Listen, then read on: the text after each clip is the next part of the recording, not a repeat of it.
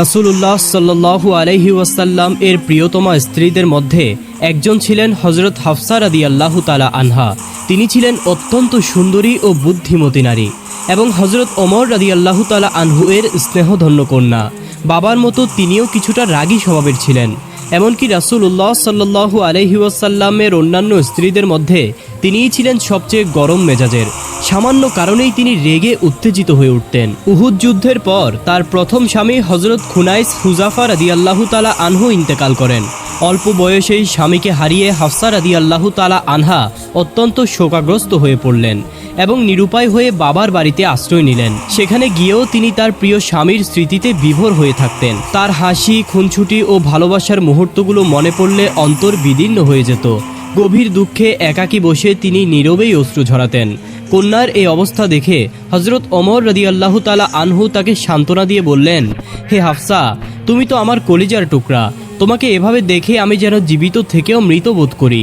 তুমি ধৈর্য ধরো, এটাই আল্লাহর সিদ্ধান্ত এবং সকলকেই এটি মেনে নিতে হয়। আল্লাহ রব্বুল আলামিন নিশ্চয়ই তোমাকে এমন একজন জীবনসঙ্গী দেবেন যা তোমার মনকে পূর্ণ প্রশান্তিতে ভরে তুলবে। কিন্তু বাবার কথায়ও হাফসা রাদিয়াল্লাহু তাআলা আনহা শান্ত হতে পারলেন না। তিনি ক্রমাগত কেঁদেই চললেন। শেষ পর্যন্ত ওমর রাদিয়াল্লাহু তাআলা আনহু মেয়ের এই শোকাকুল অবস্থা সহ্য করতে না পেরে সেখান থেকে সরে আসতে বাধ্য হলেন। একদিন হযরত ওমর রাদিয়াল্লাহু তাআলা আনহু তার বিধবা মেয়ের জন্য একজন উপযুক্ত পাত্র খুঁজতে বেরিয়ে পড়লেন। প্রথমেই তিনি হযরত উসমান রাদিয়াল্লাহু তাআলা আনহুর কাছে গেলেন। হযরত উসমান রাদিয়াল্লাহু তাআলা আনহু কিছুদিন আগেই তার স্ত্রী রুকাইয়া রাদিয়াল্লাহু তাআলা আনহাকে হারিয়ে একাকী হয়ে পড়েছিলেন।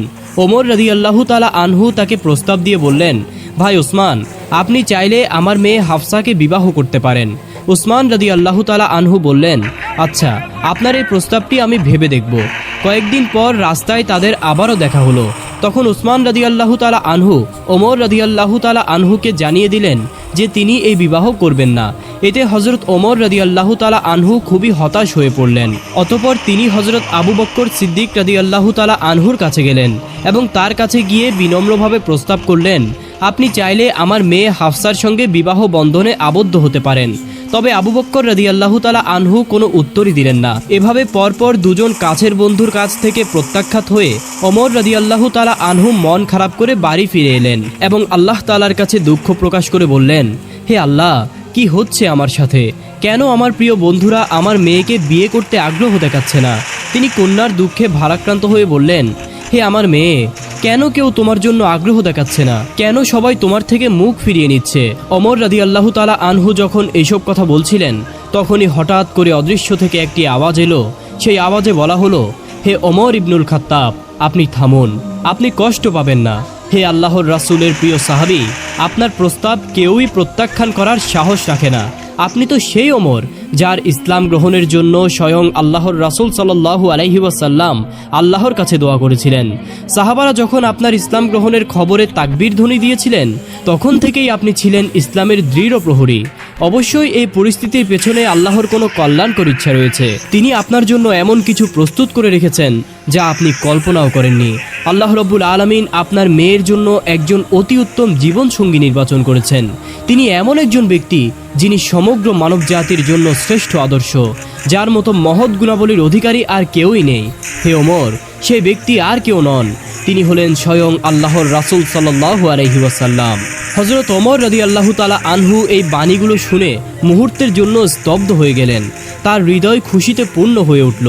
তিনি আনন্দে বাকরুদ্ধ হয়ে পড়লেন। তখন অদৃশ্য থেকে আবারও আওয়াজ ভেসে এলো, হে ওমরের কন্যা, সুসংবাদ গ্রহণ করুন।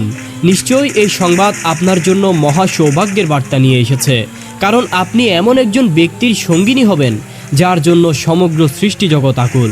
আপনি এমন এক মহান ব্যক্তির প্রিয়তমা স্ত্রী হতে যাচ্ছেন যিনি সমগ্র উম্মতের আস্থা ও ভালোবাসার কেন্দ্রবিন্দু। আল্লাহ রব্বুল আলামিন আপনাকে এমন একজনের সাথে যুক্ত করতে যাচ্ছেন যিনি সকলের মাঝে শ্রেষ্ঠতম। তিনি স্বয়ং আল্লাহর প্রিয় নবী রাসূল সাল্লাল্লাহু আলাইহি ওয়াসাল্লাম।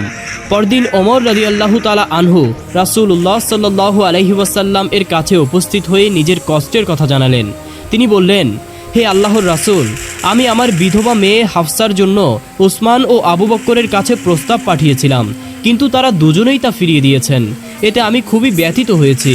সব কিছু শোনার পর রাসূলুল্লাহ সাল্লাল্লাহু আলাইহি ওয়াসাল্লাম ওমরকে সান্ত্বনা দিয়ে বললেন, হে ওমর, আমি কি তোমাকে এমন এক সুসংবাদ দিব যা ওসমানের চেয়ে উত্তম হবে, আর ওসমানের জন্য হবে তা তোমার চেয়ে উত্তম? ওমর রাদিয়াল্লাহু তাআলা আনহু তখন বললেন, ইয়া রাসূলুল্লাহ, অবশ্যই বলুন।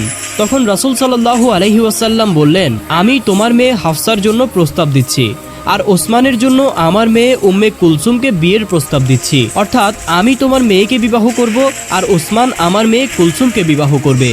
এই প্রস্তাব শুনে হযরত ওমর রাদিয়াল্লাহু তাআলা আনহু আনন্দ চিত্তে